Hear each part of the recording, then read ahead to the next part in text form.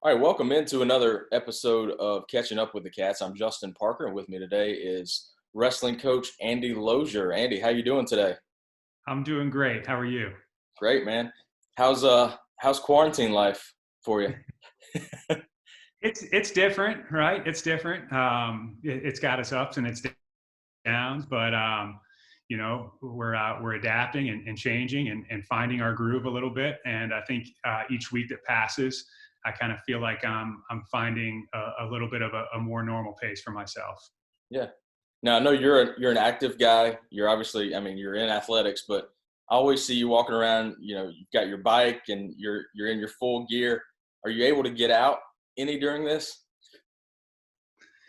I am. Fortunately, yeah. So cycling is a real passion of mine. It's something that I think keeps my mind and my body really, really in a good state. And so, I'm fortunate that I'm able to go out by myself each day, whether it's for an hour and a half, and just kind of clear my headspace a little bit, Yeah. and kind of get that good physical flush in. That really means a lot to me. And then we're really lucky. The weather down here is so great that during that time I'm usually getting a good dose of vitamin D too. So the sunshine certainly helps as well. Right. Now I know you've got two kids. I've heard a rumor you also got a new puppy right as all this began. What's your house like? It's surprisingly in order. Yeah, right before things shut down, I drove to Ohio and back in the same day. It was like a 15-hour trip to pick up a new boxer. I'm a boxer guy. We had to put our boxer down in December. So we thought it was a great opportunity, a lot of time at home to go out and get a new puppy. And it's actually been a great thing for our family. It's been a great thing for my two young kids. Just brought a lot of joy to our life in Yeah. some uncertain times.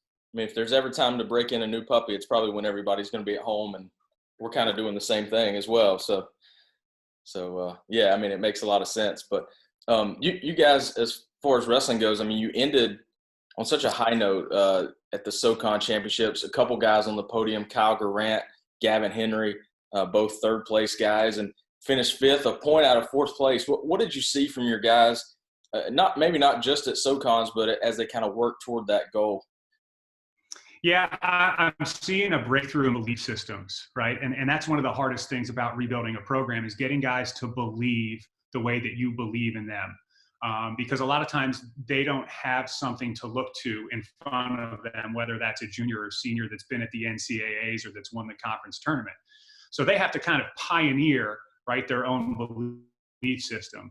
And what we started to see was guys really taking on this role of wanting to be an underdog, Hmm. wanting to upset people.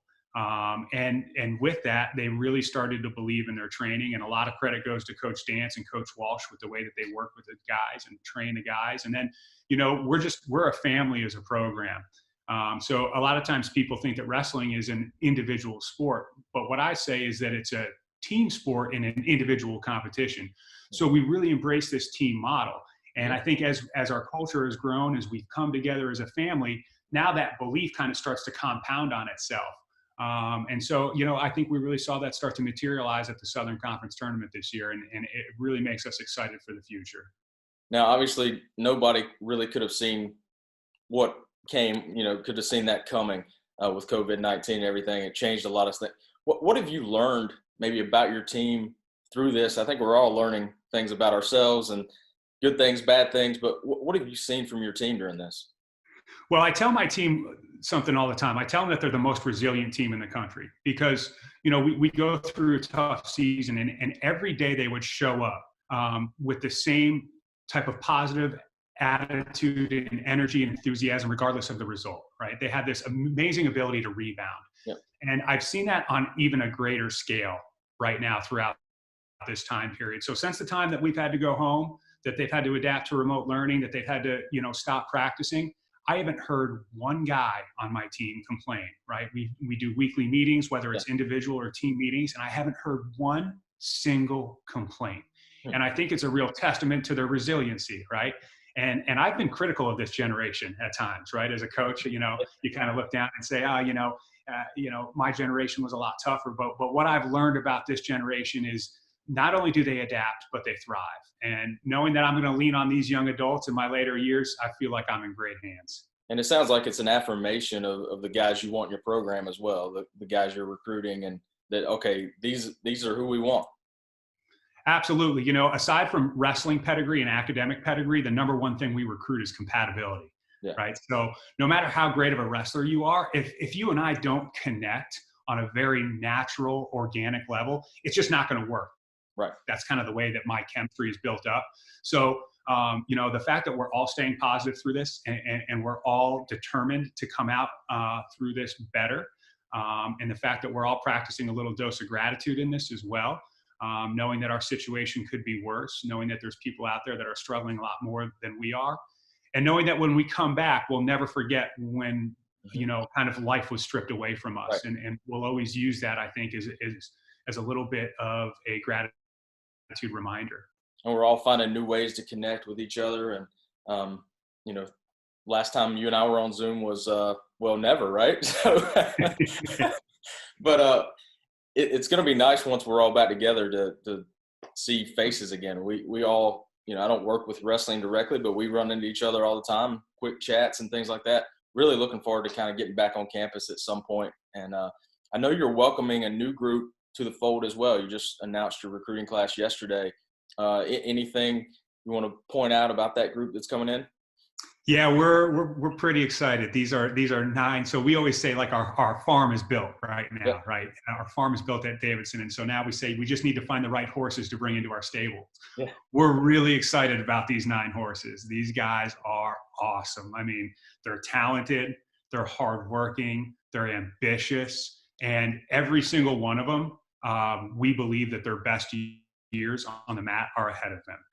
So what we're really recruiting for is to try and find that spike at the right years, right? Their 4 years at Davidson, rather than maybe their 4 years in high school. So we know that their best years are ahead of them. And again, when we talk about compatibility, I mean, these guys just fit our family. Yeah. You know, they're just going to be amazing assets to Davidson wrestling, both on and off the mat.